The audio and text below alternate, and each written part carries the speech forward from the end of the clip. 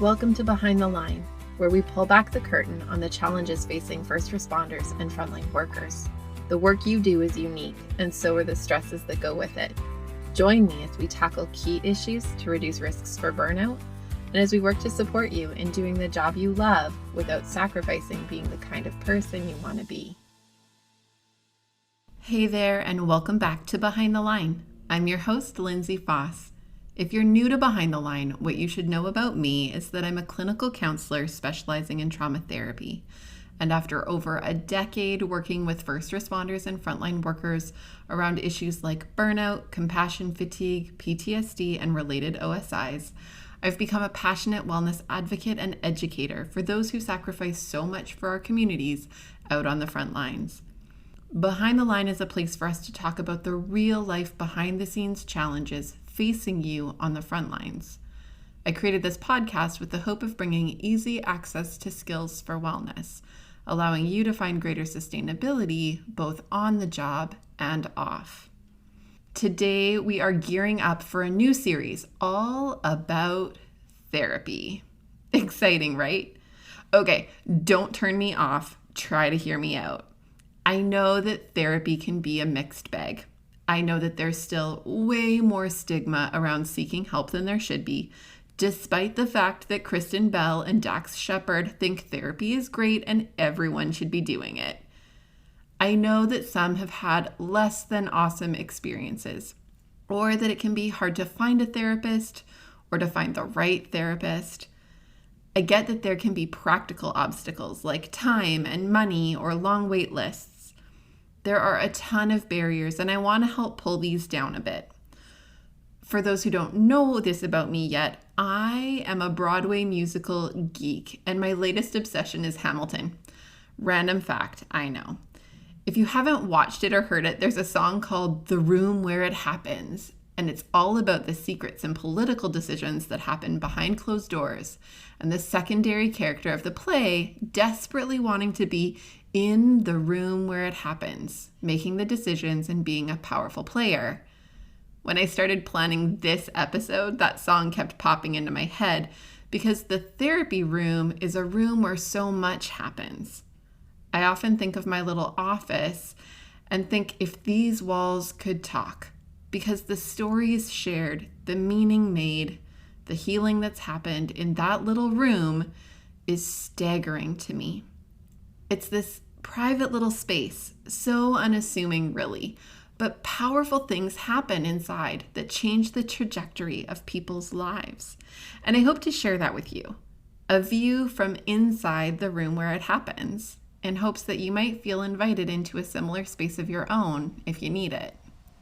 When I first started my private practice over a decade ago, my husband told me that along with my newly built website, I really needed to write a blog. In his great wisdom, he said that you're nobody if you don't blog. Thanks, honey. So I blogged, and the first blog post I ever wrote was about what therapy is all about. Where to find a counselor, what to look for in a counselor, how to interview potential counselors to find the right one for you, and what to expect from a counseling session. It amazes me that all these years later, these posts, which we broke into a series of blog posts, continue to be some of the most viewed of any of the articles our team has ever written. They don't stop being relevant because navigating seeking support is nebulous and challenging. It shouldn't be, it shouldn't have to be, but it is, and we're going to try to make it a little bit easier. First, let's talk about what a therapist is. While this might sound like a simple definition, it's actually really not. Now, this will vary depending on where you live, so look into your provincial, state, or other specific regulatory pieces. Here in British Columbia and in many provinces throughout Canada, counseling and therapy are not regulated professions. What that means is that literally anyone can go out and call themselves a counselor or a therapist without having any specific training, experience, or demonstrable competency whatsoever. This has actually been a significant point of concern for those of us within the profession, and one that I've been active in supporting legislation around for a number of years. In other professions like nursing or medicine or even massage therapy, someone cannot call themselves a nurse or a doctor or an RMT unless they're registered with the appropriate professional college. This system ensures some amount of protections for the general public, that when they're seeing someone with a specific designation, they know that they've met some amount of minimum competency criteria to operate under that designation. Unfortunately, in counseling, no such publicly held system exists to protect those seeking support at times when they're most vulnerable. I find this really difficult because when we're struggling with our wellness and our mental health feels shaky, we're not in a great position to research and vet and ensure that the person we're going to go see is competent to support us.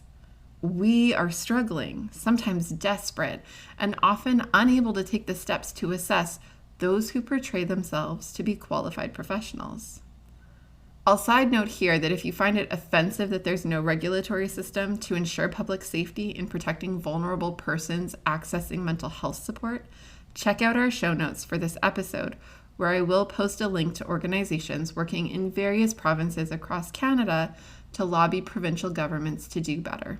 You can learn more and join our efforts to ensure that minimum standards are set and a process for identifying and formally investigating practitioners who are underqualified or doing harm is put in place. Now, if you live in one of the provinces or states where counseling is regulated, you have it a bit easier. At minimum, you can know that those advertising themselves as a counselor or therapist meets minimum educational criteria, and that there's a process in place if you were to ever have a bad experience that you could lodge a complaint, and so on.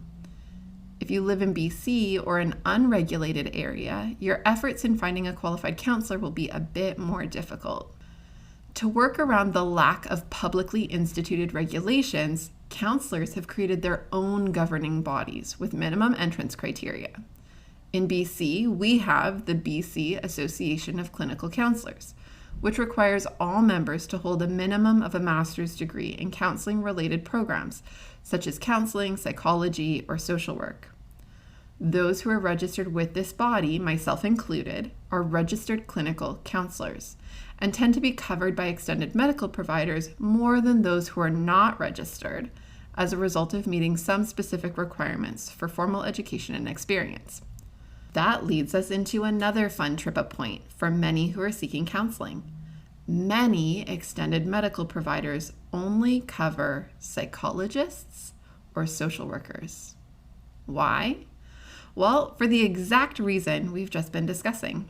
Extended medical providers don't want to provide coverage for some rando who hangs a shingle and says they're a therapist. And they don't have the power to force regulation of counseling, so they cover their own butts by only providing coverage for professionals who are regulated by the College of Psychologists or the College of Social Workers. The challenge is there are fewer of these that work in settings where service is accessible. Many psychologists work in research or teach or spend their clinical hours doing assessments and diagnosis, but fairly minimal treatment.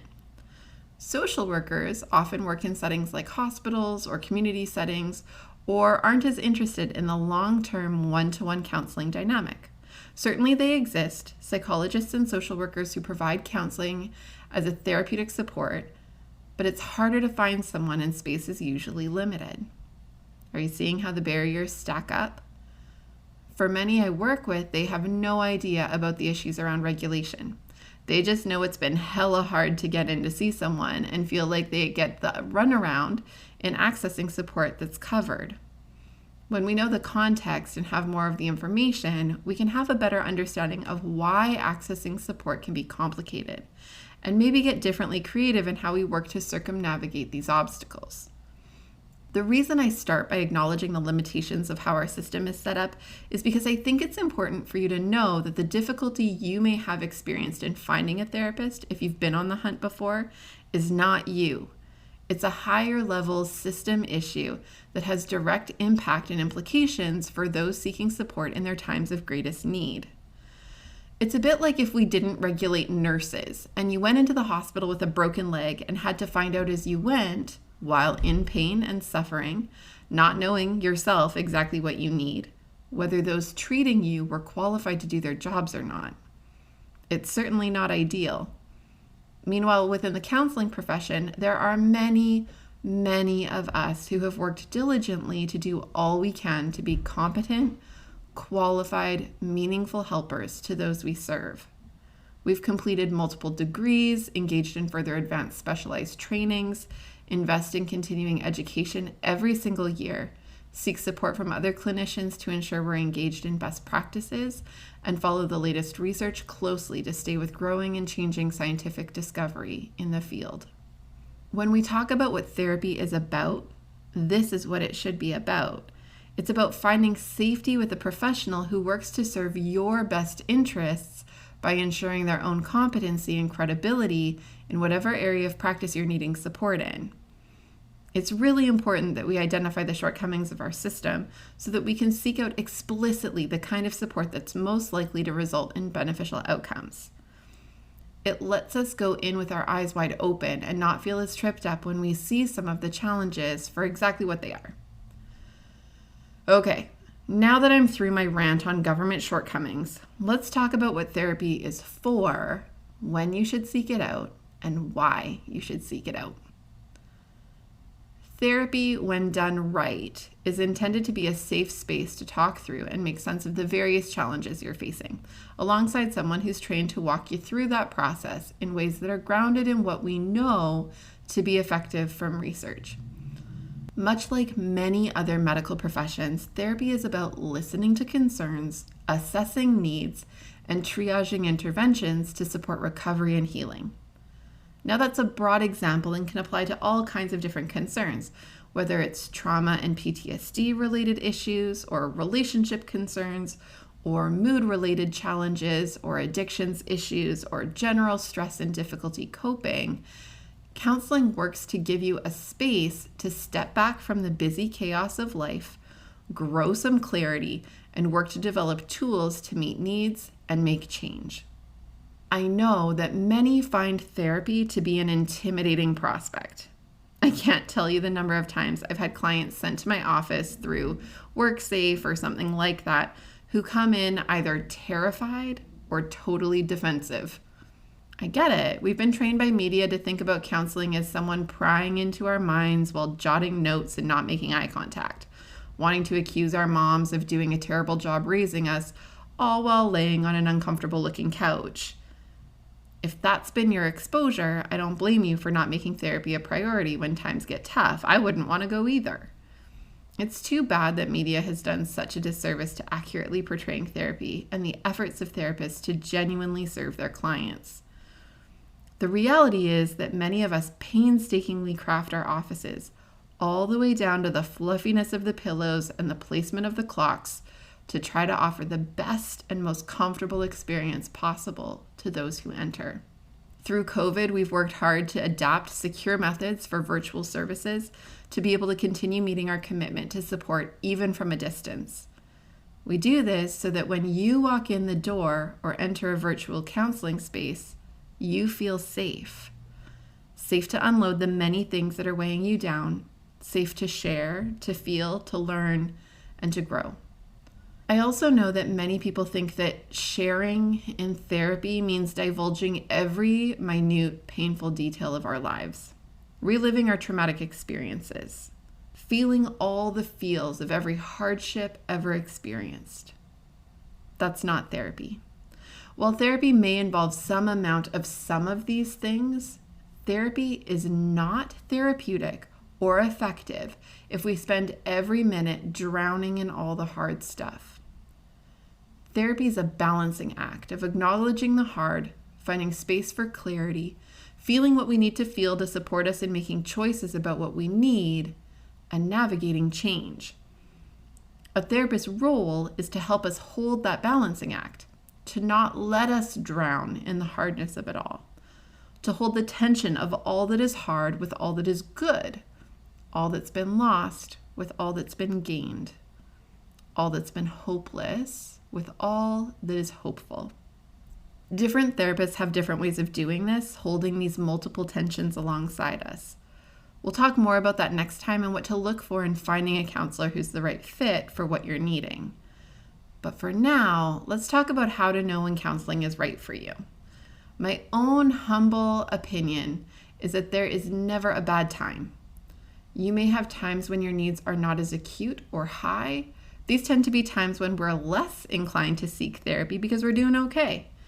But it also tends to be the time where we could be doing some really meaningful work from a place of greater capacity and internal strength to be preventative and proactive in supporting our wellness going forward. For example, if I have a history of depression, but right now I'm not feeling depressed, it might seem like I should wait to seek counseling for when I'm struggling. But what if I spent this time while I'm in my well place working to develop a plan for when I'm not doing so well?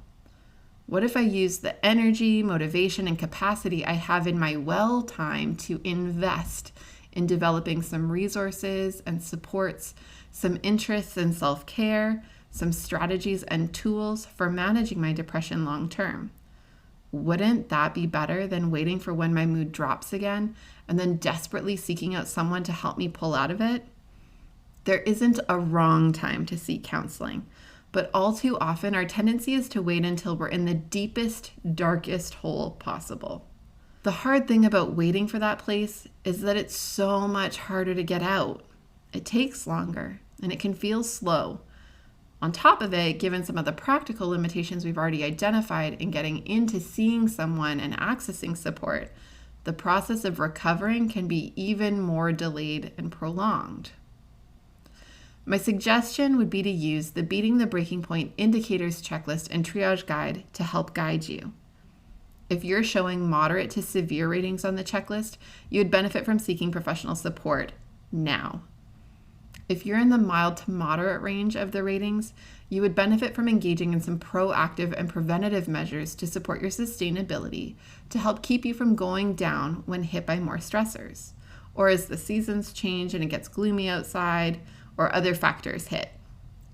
If you're in that mild to moderate range and not sure that therapy is the right fit right now, I would also encourage you to consider jumping in on our next round of the Self-Care Dare, which is an intensive 5-day challenge designed specifically for first responders and frontline workers to hone their self-care and grow their toolkit for wellness and sustainability. We'll be launching the next Dare in October on the 19th. So keep an eye out for that or sign up for our email newsletters to be the first to access registration.